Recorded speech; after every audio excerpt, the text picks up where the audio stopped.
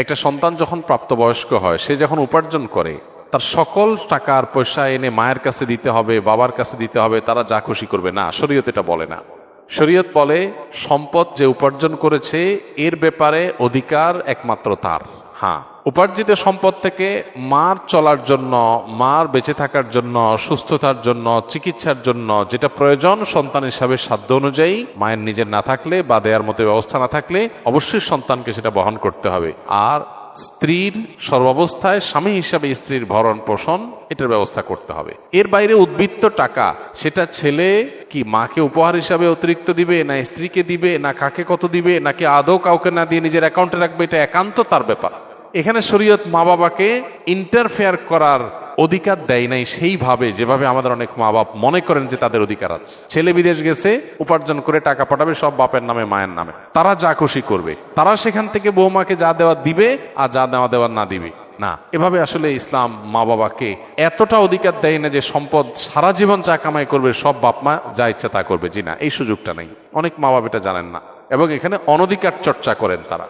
সন্তান হিসাবে অবশ্যই মা বাবার সামনে যত বেশি সম্ভব নিজেকে বিনয়ী করে তুলবে, সমর্পণ করবে, তাদের কথা মতো চলার চেষ্টা করবে। তাদের লাগবে 10 টাকা, সম্ভব হলে 15 টাকা দিবে। তাদের যা দরকার তার চেয়ে বেশি দেওয়ার চেষ্টা করবে, তাদের চাহিদার চাইতে বেশি সেবা করার চেষ্টা করবে। এটা সন্তানের জায়গা থেকে তার মানসিকতা থাকা উচিত। মা বাবার প্রতি কর্তব্য বোধের জায়গা থেকে তারা আমাদের মা বাবা। আল্লাহর পরে তাদের সদাচরণ করার গুরুত্ব সবচেয়ে বেশি আল্লাহর ইবাদতের পরে, অতএব সেটা খেয়াল রাখবে। কিন্তু মা বাবা এর মানে এই না যে সব কিছু মা বাপ নিয়ন্ত্রণ করবে। জি না, এখান থেকেই সংসারে অশান্তিটা শুরু। মা বাপ জানে না তাদের অধিকারের রূপরেখা কি এবং কতটুকু সীমানা আছে।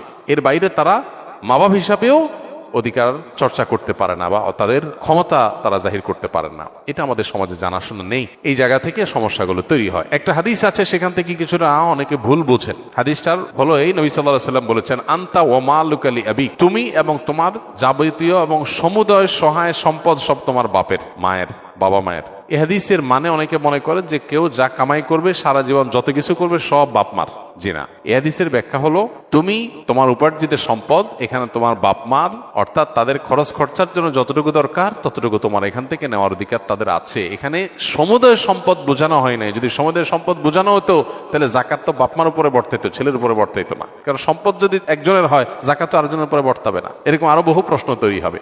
এই জন্য এই হাদিসটার ব্যাখ্যা আমরা অনেকে ভুল বুঝি এবং এর ফলশ্রুতিতে অনেক মা বাপ একটু বাড়াবাড়ি করেন, সীমা লঙ্ঘন করেন এবং সেক্ষেত্রে স্ত্রীর সাথে ছেলের দূরত্ব তৈরি হয়। এগুলো আমাদের ব্যালেন্স করতে হবে এবং একইভাবে আপনার সম্পদের ব্যাপারে স্ত্রীরও এই মানসিকতা থাকতে হবে যে স্বামী তার উপার্জন করার পর আমার ভরণ পোষণ ঠিকঠাক মতো দিচ্ছেন কিনা। যদি দেন, এরপর বাকি সম্পদ তিনি কি করবেন? তিনি কি তার মাকে দিয়ে দিচ্ছে অতিরিক্তটা, না ভাইকে দিয়ে দিচ্ছে, বোনকে দিয়ে দিচ্ছে? এটা একান্ত তার ব্যাপার। আমার এটা নিয়ে মাথা ঘামানোর দরকার নাই, হেডেক নেওয়ার দরকার নাই। বেশিরভাগ মহিলাই অহেতুক পেরেশানি করে নিজেও কষ্ট পায়, সংসারটাকে অশান্তি করে।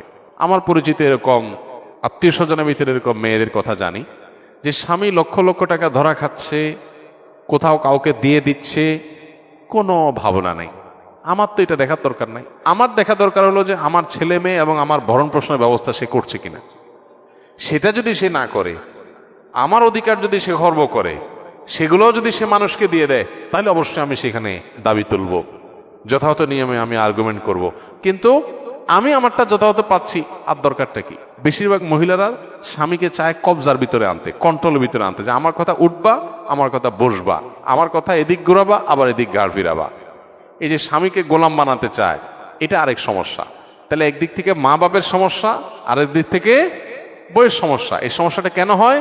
কারণ তার কতটুকু অধিকার আছে এটা সে জানে না। তার যতটুকু অধিকার আছে তিনি তার চাইতে আরো বেশি খাটাইতে চেষ্টা করেন। এটাই হলো একটা ভুলের জায়গা। দাম্পত্য জীবনের সুখ শান্তির জন্য এই জিনিসগুলো অনেক গুরুত্বপূর্ণ। এই জন্য বিয়ের আগে ট্রেনিং হওয়া দরকার। সন্তানকে ছেলে মেয়ে করে বিয়ে করাবেন, সেখানে কি করবেন কি না করবেন, কোথায় অধিকার খাটাতে যাবেন, কোথায় খাটাতে যাবেন না, এগুলোর উপর ট্রেনিং হওয়া দরকার। আমার অনেক দিনের স্বপ্ন ইনশাআল্লাহ এরকম একটা ট্রেনিং ডেভেলপ করার, যে বিবাহ ইচ্ছুক ছেলে মেয়েরা এই ট্রেনিং করবে।